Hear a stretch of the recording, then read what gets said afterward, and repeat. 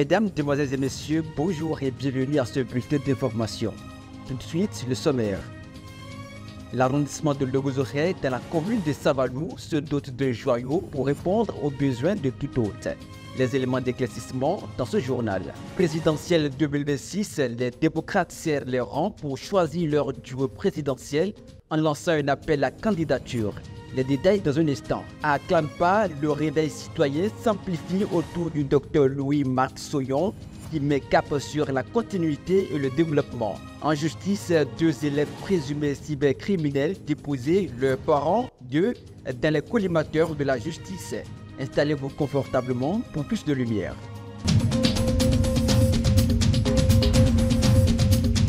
À nouveau, bonjour. Une lumière particulière éclaire désormais Logozoré dans la commune de Savalou. Netstat AZ Hotel, un lieu de confort, de luxe et de détente implanté pour le bonheur de tous ceux qui y aspirent, a vu le jour, promettant satisfaction et moments paradisiaques à sa clientèle. Le promoteur Marcel Azoïsou nous dévoile les raisons qui l'ont motivé à doter le département des collines de nouvel hôtel.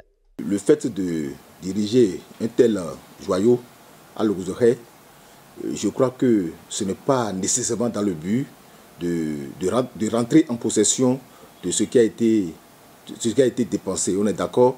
Alors, c'est pour aider mes confrères à désormais trouver un logement digne de nom.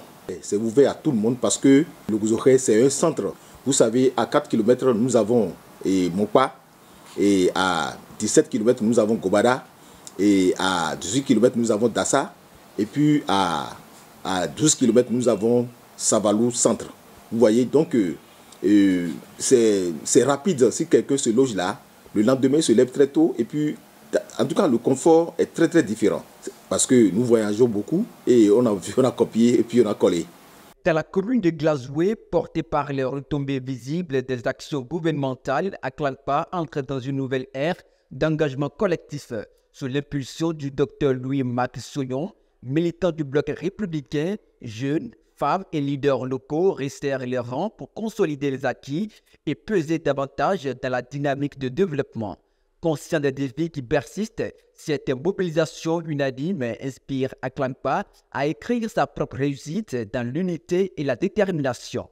C'est dans cette optique que notre grande partie, le bloc républicain, a décidé de proposer et de soutenir pour la présidentielle de 2026 un duo présidentiel fort et complémentaire. Romiade Ouaddahi, Madame Chabi Talata, que je demande d'ovationner très fort. Ce choix stratégique reflète à la fois de la volonté de poursuivre les acquis et d'ouvrir une nouvelle page de modélisation politique. Monsieur Romiade Ouaddahi, ministre d'État, figure de la rigueur économique et de l'innovation publique, incarne la nouvelle génération de leadership béninois. Il est l'image d'une jeunesse responsable, méthodique, capable de bâtir avec conviction. Il est la preuve que l'engagement sincère peut mener à de grandes responsabilités. À ses côtés, Madame Mariama Chabi Talata, femme de cœur et d'instruction, rappelle que la politique n'est pas une affaire d'hommes seulement. Elle est une icône de la femme béninoise engagée, disciplinée et respectée. Première femme vice-présidente de notre pays, elle incarne l'équilibre, la stabilité et la continuité. Ce duo est à l'image du Bénin que nous voulons.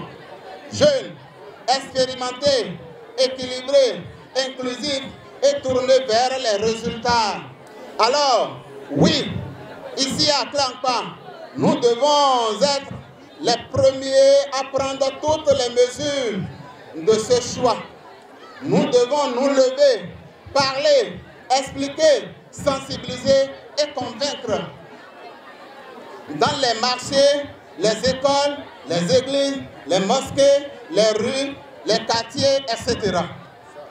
Nous devons faire entendre la voix d'Aklampa, cette voix qui dit oui à la continuité.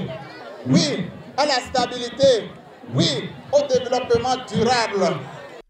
Toujours en politique, le compte à rebours est lancé pour le Parti Les Démocrates qui affine sa stratégie pour l'élection présidentielle de 2026. Dans une démarche rigoureuse et encadrée, la formation politique appelle ses membres à soumettre leur candidature pour former le ticket président-vice-président avant le samedi 4 octobre 2025 à 18 h au siège administratif de Fifadi. Entre critères stricts, caution financière de 25 millions et évaluation en deux phases, la sélection s'annonce exigeante, mais cruciale pour désigner des figures capables de porter l'alternative politique. Le parti entend ainsi s'assurer d'une candidature forte, crédible et rassembleuse pour reconquérir les plus hautes sphères de l'État. De la politique, passons à la justice. Deux enfants, présumés cybercriminels, entraînent leurs parents devant la criette. Les 4 prévenus ont comparu à l'ouverture de leur procès mardi 23 septembre 2025. Ils sont poursuivis par le parquet spécial pour les faits d'escroquerie via Internet et de complicité d'escroquerie via Internet. Selon l'accusation présentée par la Cour, un élève en classe de seconde a été interpellé avec son cousin venu en vacances dans leur maison. Il a été découvert lors de la perquisition effectuée dans la chambre du prévenu en classe de seconde une importante somme d'argent, 2 millions de francs CFA dans son armoire et 300 000 francs dans son sac. Le volet sport pour boucler cette édition de journal. En posant ses pas à Dialokou, le dimanche 28 septembre, Bertin Tabeyon, parrain du tournoi TFSA, a su semer l'émotion. Le parrain du tournoi TFSA a brisé les côtes en rendant hommage au Léopard FC, pourtant deuxième pour leur bravoure et leur fair play. Un geste inédit salué par toute la communauté qui voit en lui, plus qu'un promoteur sportif, un acteur engagé de développement social. La joie que je ressentais, les populations que nous avons rencontrées ont manifesté encore une fois cette joie-là. Cela veut dire que la joie est là. Et ce déplacement, les gens l'ont dit, ceux qui sont intervenus ont dit que c'est une première. On n'a jamais vu ce genre de déplacement après un tournoi.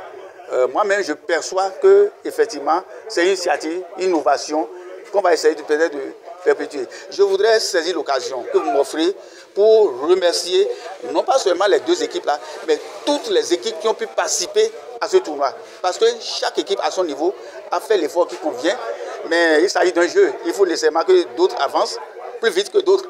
Et donc, cela ne veut pas dire que les autres n'ont pas joué. Donc, je voudrais les féliciter, les remercier pour leur participation et leur dire que ce n'est qu'un jeu et que ça va se poursuivre. Et prochainement, ce sera peut-être leur tour aussi. Courage à tout le monde. Clap de fait pour cette randonnée informative que nous vous remercions d'avoir suivi. Le monde ne changera pas tout seul. Restons informés, restons engagés. C'est avec cette citation que je vous souhaite très bonne orée de semaine. Au revoir.